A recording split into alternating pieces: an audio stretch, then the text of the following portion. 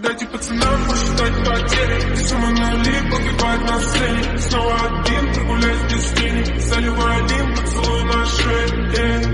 Капитал Блак, правда назад, черный каскад. Вижу твой взгляд в hello student, कैसे हो आप सभी लोग। मैं ललित सर स्वागत करता हूं आपका मेरे इस YouTube channel power of physics bye Lalit sir में।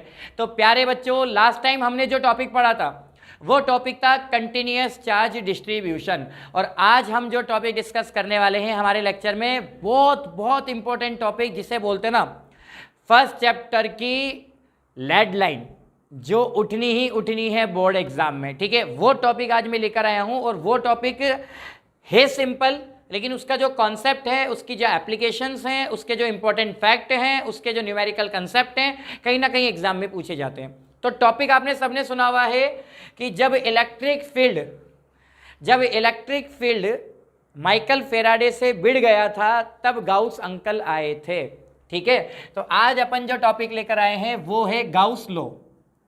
ठीक है, कई लोग इसको गोज लॉ भी बोलते हैं, तो ध्यान रखना, गाउस लॉ अपन आज डिस्कस करने वाले हैं।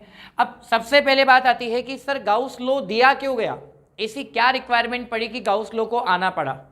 तो देखो सिंपल सी बात है, गाउस जो साइंटिस्ट था उसने क्लोज सरफेस के लिए, अच्छा सबसे पहले तो मैं आपको बता दूं ये लॉ किसके लिए एप्लीकेबल था भाई, क्लोज सरफेस के लिए।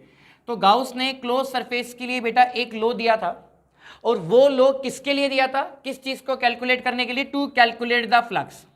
यानी कि आपको इलेक्ट्रिक फील्ड लाइन एंटर करानी है, आप कराओ, कोई दिक्कत नहीं है। और आपको ये भी पता है कि the number of electric field lines passing through the electric surface that is called the electric flux, इसको इलेक्ट्रिक फ्लक्स बोलेंगे। तो गाउस ने क्या करा, क्लोज सरफेस को चूज किया, ठीक है, और उसके अंदर कैलकुलेट किसको करने के लिए, फ्लक्स को कैलकुलेट करने के लिए जो लॉ डिस्क्राइब किया, उस लॉ को किस नाम से जाना जाता है, गाउस लॉ। अब लॉ क्या था, देखो जैसे मैं आपको बताता हूं कि मान लो मेरे पास एक चार्ज पॉजिटिव है, ठीक है, और एक चार्ज मेरे पास कौन सा है, नेगेटिव। पॉजिटिव की वजह से इलेक्ट्रिक फील्ड लाइंस कहां होगी बेटा, जनरली बात करें तो आउटसाइड होगी कि नहीं होगी। तो देखो पॉजिटिव चार्ज की वजह से अपने पास इलेक्ट्रिक फील्ड लाइंस आउटसाइड होगी ना बेटा, क्लियर है ये चीज। नेगेटिव चार्ज की वजह से इलेक्ट्रिक फील्ड लाइंस कहाँ होगी, जल्दी बताओ, नेगेटिव चार्ज की वजह से इलेक्ट्रिक फील्ड लाइंस कहाँ होगी, इनसाइड होगी। पॉजिटिव चार्ज की वजह से electric field line outside, negative charge की वजह से इलेक्ट्रिक फील्ड लाइन इनसाइड, होगी कि नहीं होगी, दिख रही है ना सभी को। चलो और थोड़ा सा और बना देता हूँ ताकि डायग्राम अच्छा लगे। अब ये जो अपने पास फील्ड लाइन्स है ये पास हो रही है, और आपको पता है किसी भी सरफेस से जब इलेक्ट्रिक फील्ड लाइन पास होती है तो क्या बनता है, फ्लक्स बनता है। और ये सरफेस से जब ये पास होगी, लेकिन कंडीशन ये है कि इस तरह से आपकी जो सरफेस है वो क्या होनी चाहिए बेटा, क्लोज होनी चाहिए। यानी कि this law is 100% applicable for the close surface. ठीक है, ओपन सरफेस के लिए ये वाला लॉ काम नहीं करेगा, क्लोज सरफेस के लिए लो काम करेगा। ठीक है, ये Q ग्रेटर देन 0 के लिए है और ये Q लेस देन 0 के लिए। ये तो आपको पता ही है कि दो फिगर अपन बना चुके हैं। तो अब गाउस ने क्या बोला, गाउस ने बोला कि सुनना, गाउस ने क्या बोला, the flux associated with the close surface, यानी कि जो क्लोज सरफेस से जितना भी, एसोसिएटेड का मतलब लिंक्ड बोल सकते हो, यानी कि इससे कितना लिंक है, कितना इससे पूरा का पूरा कवर्ड है। The flux associated with the close surface is equal to the, अच्छा फ्लक्स को किससे रिप्रेजेंट करते हैं, फाई से, क्लियर है ना। The flux associated with the close surface is equal to the product of total charge and 1/ε0। किस किस के प्रोडक्ट के इक्वल है, टोटल चार्ज कितना, समेशन क्यू एंड 1/ε0। अच्छा इसको अपन जनरली यूं भी बोल सकते हैं, द फ्लक्स, ठीक है, the flux passing through the close surface is equal to the ratio of total charge and permittivity. Total charge और परमिटिविटी का जो रेशो है, इन दोनों रेशो के इक्वल अपने पास क्या आएगा बेटा, फ्लक्स आएगा। बोलो यहां तक कोई डाउट है क्या, कोई डाउट नहीं है ना, ठीक है। तो ये अपने पास फ्लक्स की वैल्यू हो गई। तो फॉर्मूला क्या बना अपने पास, phi is equals to summation Q upon epsilon naught. तो ध्यान रखना, ये जो टोटल फ्लक्स पास हो रहा है ना वो वैक्यूम के अंदर से हो रहा है, ठीक है, तभी तो परमिटिविटी वैक्यूम की आई है। एप्सिलॉन नॉट की वैल्यू सबको क्लियर है, 8.85 इंटू 10 की पावर -12। अच्छा इसके बाद और देखो, यहाँ पे फ्लक्स की वैल्यू जब हम निकालते हैं तो आपको पता है कि फ्लक्स की वैल्यू क्या होती है, close integration of E vector dot D S vector, होती है कि नहीं होती। और एक फ्लक्स की वैल्यू अपने पास गाउस ने क्या निकाली, phi is equals to Q upon epsilon naught. अच्छा ध्यान रखना, कई जगह क्यू अपॉन एप्सिलॉन नोट पढ़ाया जाता है, कई जगह summation Q upon epsilon note पढ़ाया जाता है। और बेटा समेशन क्यू का मतलब होता है टोटल चार्ज। और गाउस की एक खासियत और बताऊं, गाउस ने ये बोला था कि टोटल चार्ज इनसाइड वाली सरफेस का लेना है, आउटसाइड का नहीं। जैसे मान लो अपने पास कोई सरफेस है, तो बाहर अगर -7 कूलम, -2 कूलम या +4 कूलम जो भी रखा हुआ है, तो बाहर का चार्ज नहीं लेना, अंदर वाली पूरी की पूरी सरफेस का चार्ज अपन को कैलकुलेट करना है। ठीक है, तो एक फॉर्मूला तो ये दिया था, एक फॉर्मूला ये दिया था, दोनों के LHS इक्वल है, दैट मीन्स RHS इक्वल होंगे। तो close integration of E vector dot DS vector is equals to summation Q upon epsilon naught and both are equal to the passing flux. तो अपने पास फाई की ये वाली value होती है। Clear, that is the Gauss law. ये आपका गाउस लॉ है। अब भैया क्या है, गाउस अंकल ने लॉ तो दे दिया, लेकिन अब मजे मजे में माइकल फेराडे अंकल बोलते हैं कि अरे गाउस भाई साहब इसको प्रूफ तो करके दिखाओ कि ये लॉ जो आपने दिया है क्या ये एप्लीकेबल है कि नहीं है। तो अब क्या हुआ, माइकल फेराडे और गाउस का चल रहा है प्रॉपर डिस्कशन। तो माइकल फेराडे ने बोला कि मेरा तो उठाओ कंसेप्ट और खुद का लॉ यहां पे प्रूफ करके दिखाओ। अब माइकल फेराडे का कॉन्सेप्ट क्या बताओ, माइकल फेराडे का एक ही कॉन्सेप्ट है, इलेक्ट्रिक फील्ड कितना होता है KQ अपॉन R²। तो अपन क्या करेंगे, इलेक्ट्रिक फील्ड वाले कॉन्सेप्ट से जो माइकल फेराडे ने दिया था, अपन उसकी हेल्प से यहाँ पे गाउस लॉ को प्रूफ करके दिखाएंगे। तो आ जाओ भाई, अपन नेक्स्ट वाला जो टॉपिक पढ़ेंगे वो पढ़ेंगे प्रूफ ऑफ गाउस लॉ। ठीक है,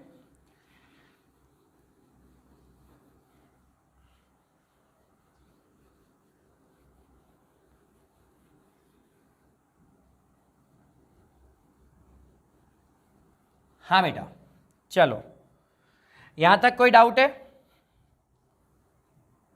यहां तक कोई डाउट नहीं है ना। हाँ जी, तो अब मेरी बात सुनो, सबसे पहले अपन क्या करेंगे, देखो अपन सबसे पहले यहां पे सीधा लिख देते हैं प्रूफ ऑफ गाउस लॉ। इसको चलो प्रूफ करते हैं। प्रूफ करने के लिए क्या करेंगे, अपन ने सबसे पहले क्या करा, एक अपन ने स्फेरिकल सरफेस ले ली। ठीक है, और आपको पता है अपन जब स्फेयर लेते हैं तो स्फेयर क्या होता है, एक क्लोज होता है। तो क्लोज सरफेस अपन ने यहाँ पे ले लिया, क्लोज सरफेस अपन ने यहाँ पे ले लिया, उसके बाद यहाँ पे एक सेंटर पॉइंट ले लिया। ठीक है, O, इस O से स्मॉल r डिस्टेंस पे अपने पास एक सरफेस पे P पॉइंट अवेलेबल है। समझ रहे हो बात को, कहानी समझ आ रही है। O से स्मॉल r डिस्टेंस पे कौन सा पॉइंट अवेलेबल है, P पॉइंट अवेलेबल है। इस P पॉइंट पे अपन एक स्मॉल एलिमेंट मान लेते हैं। ये अपन ने एक स्मॉल एलिमेंट एज्यूम कर लिया, कोई डाउट है क्या, नहीं है ना। स्मॉल एलिमेंट पे अपन ने एज्यूम कर लिया। अब क्या होगा, P वाले O वाले पॉइंट पे +Q चार्ज अपन ने रख दिया, that is the centre charge. कौन सा चार्ज है अपने पास, ये सेंटर चार्ज है। अब आपको मैं बता दूं, यहां पे +Q चार्ज की वजह से, +Q चार्ज की वजह से इस P पॉइंट पे इलेक्ट्रिक फील्ड कितना है, आउटसाइड होगा कि नहीं होगा। आपको पता है पॉजिटिव चार्ज की वजह से इलेक्ट्रिक फील्ड आउटसाइड होगा। तो यहाँ पे इलेक्ट्रिक फील्ड अपन ने क्या मान लिया, E वेक्टर। ठीक है, और एरिया भी क्या होता है, जैसे मान लो ये प्लेन है तो प्लेन के क्या होगा, परपेंडिकुलर। तो एरिया भी अपने पास जो इसका एरिया एलिमेंट है स्मॉलेस्ट, ये भी परपेंडिकुलर, दोनों सेम डायरेक्शन में है। That means theta is equal to कितना होगा बताओ, 0 डिग्री होगा। होगा कि नहीं होगा। तो अब क्या है, ये तो प्रॉपर कॉन्सेप्ट हो गया इलेक्ट्रिक फील्ड का। तो सबसे पहले हमको क्या निकालना पड़ेगा, इलेक्ट्रिक फील्ड। देखना, इलेक्ट्रिक फील्ड, ठीक है, एट पॉइंट P पॉइंट पे इलेक्ट्रिक फील्ड कितना होगा, चलो बताओ। E is equals to Q upon 4 pi epsilon naught, 2 minute होगा, KQ अपॉन R² होता है ना, तो सही है, Q upon 4 pi epsilon naught R²। ये अपना इलेक्ट्रिक फील्ड हो गया। बोलो इसमें कोई डाउट है क्या, नहीं है ना। तो Q upon 4 pi epsilon naught R²। ध्यान रखना डिस्टेंस R है, x नहीं है। कई बार x में भी कंफ्यूजन हो जाता है, बच्चे x लिखे आते हैं, ध्यान रखना जो डिस्टेंस आप मानोगे उसको लेना है। तो E is equals to Q upon 4 pi epsilon naught R²। इसको दे देते हैं अपन इक्वेशन नंबर फर्स्ट। क्लियर, अब ये तो अपने पास ये हो गया। अपन ने पढ़ा है from the definition of electric flux. आपने इलेक्ट्रिक फ्लक्स की डेफिनेशन से क्या पढ़ा है, from the definition of electric flux. हाँ बेटा, इलेक्ट्रिक फ्लक्स की डेफिनेशन क्या होती है, phi is equals to close integration of E vector dot DS vector. कोई डाउट है बताओ, कोई डाउट नहीं है। चलो, आपको ये भी पता है कि जब हम डॉट वेक्टर हटाते हैं तो यहाँ पे क्या आता है, cos थीटा आता है, क्योंकि स्केलर प्रोडक्ट है। तो फाई इज इक्वल्स टू क्या आ जाएगा, close integration of EDS cos theta. अच्छा, अपने पास थीटा कितना है बेटा, 0 डिग्री है। अब थीटा 0 है तो थीटा की वैल्यू अपन यहाँ पे पुट कर दें, तो मेरे पास फाई की वैल्यू क्या आ जाएगी, close integration of E D S cos zero, और कॉस जीरो की वैल्यू कितनी होती है, 1 होती है। तो मेरे पास यहाँ पे क्या रिमेनिंग रह गया, ई डी एस। तो phi is equals to, due to symmetry, symmetry का मतलब है ईच एंड एवरी पॉइंट पे, तो ड्यू टू सिमेट्री अपने पास ई कांस्टेंट आ जाएगा, किसका क्लोज इंटीग्रेशन होगा, डी एस। और आप सभी को पता है डी एस का मतलब होता है सरफेस एरिया, और स्फीयर का सरफेस एरिया कितना होता है, 4 पाई आर स्क्वायर। कितना होता है बताओ, 4 पाई आर स्क्वायर। तो डी एस का इंटीग्रेशन क्या हो गया, 4 पाई आर स्क्वायर। क्लियर ये चीज। अच्छा, इसको इक्वेशन नंबर फर्स्ट दे दिया, इसको अपन इक्वेशन नंबर सेकंड दे दिया। यहां तक कोई डाउट। अब अपन क्या करेंगे, इक्वेशन फर्स्ट से जो मेरे पास ई की वैल्यू है, समझ लो, इक्वेशन फर्स्ट से जो मेरे पास किसकी वैल्यू बेटा, ई की वैल्यू है, वो ई की वैल्यू अपन कहां पुट कर देंगे, बताओ कहां पुट करोगे, इक्वेशन सेकंड में।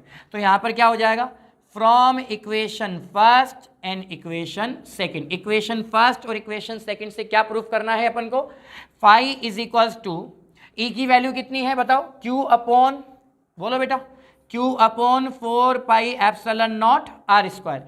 ये अपने पास किसकी वैल्यू है, ए की वैल्यू। और आगे की वैल्यू कितनी है, बोलो, आगे की वैल्यू है 4 पाई आर स्क्वायर। तो देखो 4 पाई से 4 पाई कैंसिल हो गया, आर स्क्वायर से आर स्क्वायर कैंसिल हो गया ना प्रूफ। तो phi is equals to Q upon epsilon naught, that is the Gauss law. यही अपने पास गाउस लॉ होता है। क्लियर। तो ये गाउस लॉ का प्रूफ सबको क्लियर हो गया। चलो, अब कई बच्चे कहते हैं सर गाउस लॉ का प्रूफ तो आपने समझा दिया, कई बार वो वेरिफिकेशन पूछ लेता है। ठीक है, तो वेरिफिकेशन कैसे करेंगे, देखो ध्यान रखना, वेरिफिकेशन और प्रूफ में फर्क है। वेरिफिकेशन का मतलब है आपको कोई मैथमेटिकली चीज दोबारा ये प्रूफ करनी पड़ेगी जो गाउस की एक प्रॉपर्टी है। जैसे मान लो गाउस की बहुत सारी कैरेक्टरिस्टिक्स होती है, उसमें से अपन एक फेमस कैरेक्टरिस्टिक्स लेते हैं। जैसे मैं आपको एक एग्जांपल देता हूं। मान लो कि सलमान खान और कैटरीना कैफ की मूवी लगी है, ठीक है, और उस मूवी को देखने के लिए थिएटर के अंदर कितने लोग गए, 40 लोग गए, 40 स्टूडेंट गए या 40 मेंबर गए। अब मुझे एक बात बताओ, 40 मेंबर या 50 मेंबर उसके अंदर एंटर हुए, चलो 50 मान लेते हैं, है ना, मूवी थोड़ी हाई फाई है तो लोग बढ़ेंगे। 50 मेंबर उसके अंदर आए, मूवी देख ली। ऐसा तो नहीं है कि कोई पर्दे पे सलमान खान के साथ चल देगा, ऐसा नहीं है ना, मतलब मूवी देख के बेचारा एग्जिट के रूम से बाहर निकल जाएगा थिएटर से, नहीं तो थिएटर वाले धक्के मार के निकाल देंगे। इसका मतलब क्या कि 50 लोग मूवी देखने आए, दैट मीन्स द एंटर, और 50 लोग देख के बाहर निकल गए, दैट मीन्स एग्जिट। तो जितने एंटर हुए थे उतने एग्जिट हो गए, तो थिएटर के अंदर नो पर्सन आर अवेलेबल। ठीक है, कोई भी पर्सन वहां पे अवेलेबल नहीं होंगे। तो ऐसे ही गाउस लॉ के वेरिफिकेशन में भी क्या होता है, जो भी गाउसियन सरफेस है, और गाउस को पता है सबसे ज्यादा एक चीज बहुत पसंद थी, और वो था हमारा सिलेंडर। ठीक है, अब सिलेंडर के अंदर क्या होता है, यहां पे आप देखना कभी भी जो दो सरफेस होती है ना, वो सर्कल होती है ना, सर्कुलर सरफेस होती है। जैसे इसको मैं S1 मान लेता हूं, इसको S2 मान लेता हूं, और एक इसकी कर्व सरफेस होती है। कर्व सरफेस मतलब ये वाली, देखो हमेशा ध्यान रखो, ये कर्व सरफेस है। ठीक है, इसको यहां से यहां मिला दिया, ये सर्कल बन गया, इसको यहां से यहां मिला दिया, ये सर्कल बन गया। तो गाउस अंकल जो थे उन्होंने S1 और S2 दो सर्कुलर यहाँ पे सरफेस को एज्यूम किया।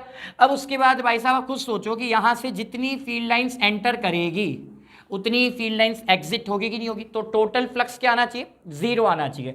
तो टोटल फ्लक्स अगर 0 आ जाता है, अच्छा या तो ये इस वाले कॉन्सेप्ट से है, या फिर अपन एंगल वाला कॉन्सेप्ट लेंगे। एंगल वाला कौन सा, वही EDS cos थीटा, क्योंकि ये भी तो फ्लक्स कैलकुलेट करने का फॉर्मूला है।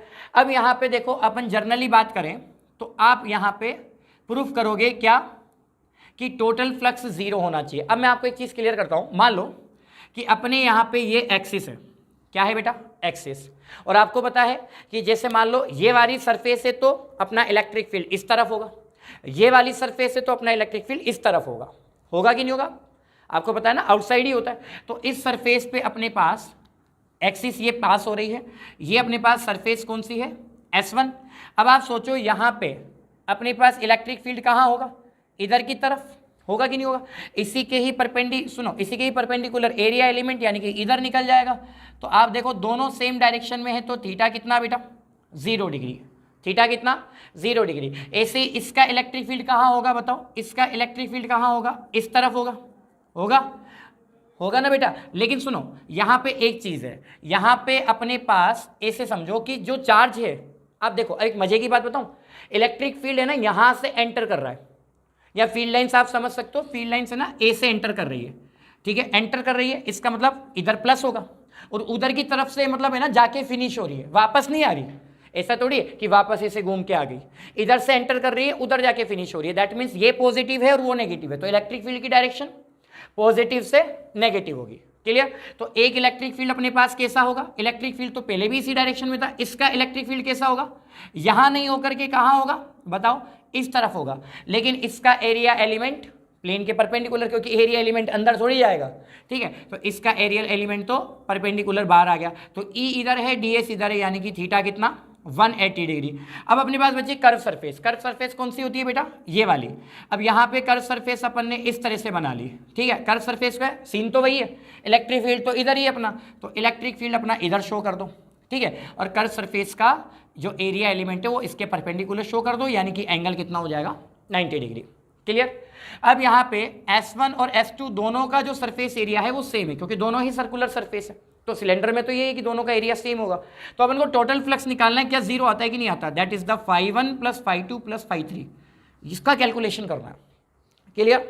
अब देखो फाई कितना होता है E.ds, तो φ1 कितना होगा वही E.ds, ये भी E.ds, ये भी E.ds, यानी कि EDS cos थीटा, तो यहाँ पे φ1 की वैल्यू क्या आ जाएगी EDS cos, अब φ1 निकलेगा S1 के लिए, S1 के लिए एंगल कितना 0, φ2 कितना हो जाएगा बताओ EDS cos 180, और φ3 तो आपको पता है क्या हो जाएगा EDS cos 90, और cos 90 की वैल्यू 0, तो ये कंपोनेंट तो हो गया अपने पास 0, ठीक है, ये कंपोनेंट क्या होगा आप खुद ही सोचो, cos 0 की वैल्यू 1 होगी ना, तो cos 0 की वैल्यू तो अपने पास 1 हो गई। क्लियर?